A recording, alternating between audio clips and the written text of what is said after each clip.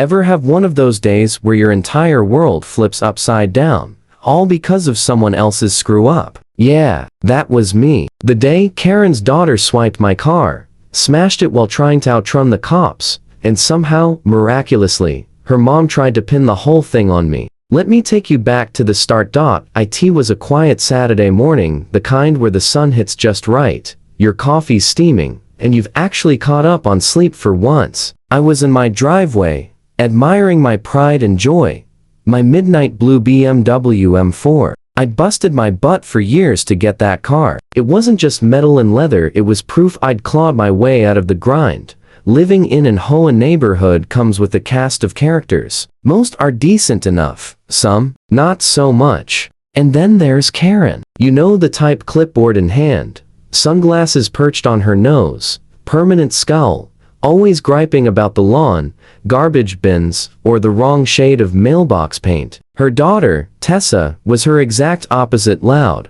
reckless, and always tearing through the streets in her beat-up sedan. The cops had been called on her more than once, but Karen had a way of smoothing things over with her connections. That morning, I saw Tessa pacing in front of her house, phone pressed to her ear, arguing fiercely with someone. I shrugged it off and went inside to grab breakfast. When I stepped back out, my BMW was gone. My heart sank. At first, I thought maybe I'd misplaced the keys. But no, they were gone from the counter. My security camera was offline. That's when it hit me.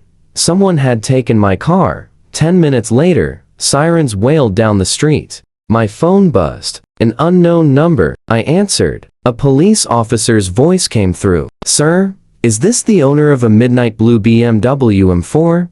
My stomach turned. Yes. Why? There's been an accident. The vehicle was involved in a pursuit. We need you at the intersection of Maple and Ridgeway. When I arrived, I froze. My BMW was crumpled around a streetlight, smoke curling from under the hood. And there stood Tessa, handcuffed, tear streaking mascara down her cheeks. Screaming at the officers beside her was Karen. This isn't her fault. He let her drive it, she yelled, pointing straight at me. I was speechless. My car totaled, and somehow, I was the villain. Karen didn't stop. Her voice cut through the chaos like a siren. He let her take it. He's covering for her because he doesn't want insurance to find out. The officers tried to calm her, but Karen was relentless, every ounce of neighborhood tyrant in full display. Meanwhile, Tessa sat on the curb, head in her hands, refusing to look at me. Finally, I found my voice. "Officer, I did not permit her to take my car. She broke into my garage and stole it." Karen spun around as if waiting for that line. "Oh, please," she snapped. "You've been flirting with her for months. Everyone's seen you talking to her."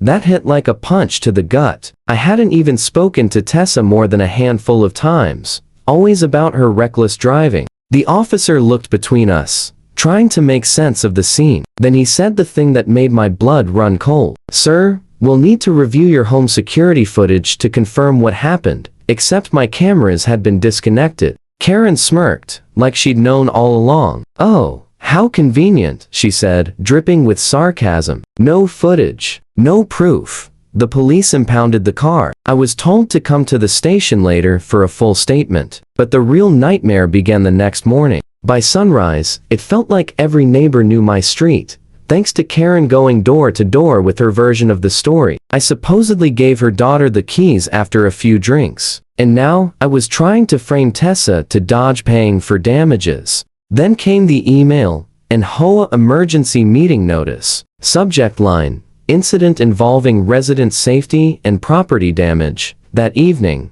I walked into the community clubhouse. All eyes turned to me. Karen sat front and center, a smirk plastered on her face. The president cleared his throat. "We've been informed of a serious incident involving you, your vehicle, and another resident's daughter. Before we proceed, do you have anything to say for yourself?" I looked around. People I'd waved to, helped with yard work, shared barbecues with, all staring like I was a criminal. I took a deep breath. "Yeah, I've got a lot to say.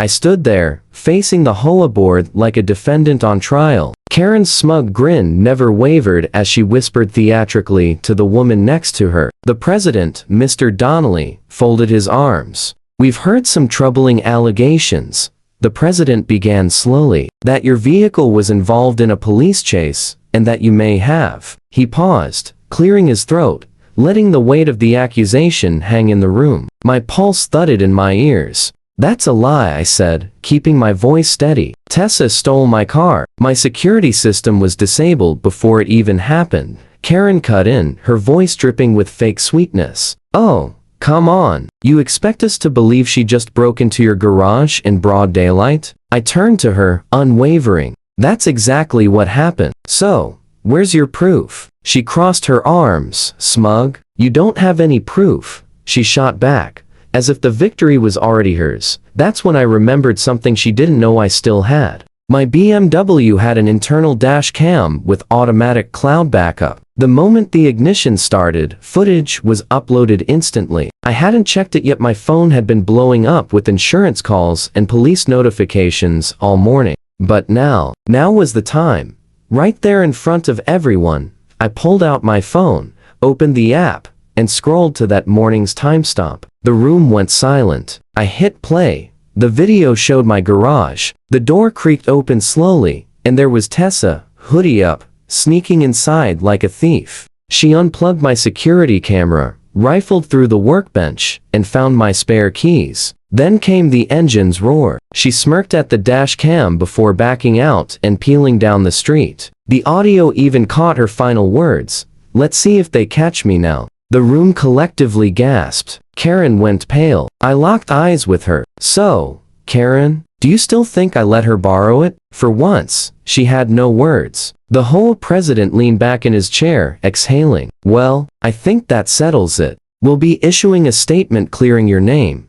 Karen's jaw trembled. This doesn't prove I cut her off. She spat. It proves everything. She stormed out, heels clacking down the hallway. But I knew this wasn't over. Karen never gave up quietly, not even after public humiliation. 2 days later, I woke to pounding at my front door. Another officer. Sir, we received a report that you've been harassing your neighbor, Karen Matthews. I blinked. Harassing? He nodded, flipping through his notes. She claims you've been following her, sending threatening messages, and vandalizing her property. I almost laughed, but he was serious. Karen had gone full scorched earth. She presented screenshots of threatening texts from an unknown number, supposedly from me. She even claimed tire marks near her mailbox proved I'd been doing donuts in her yard.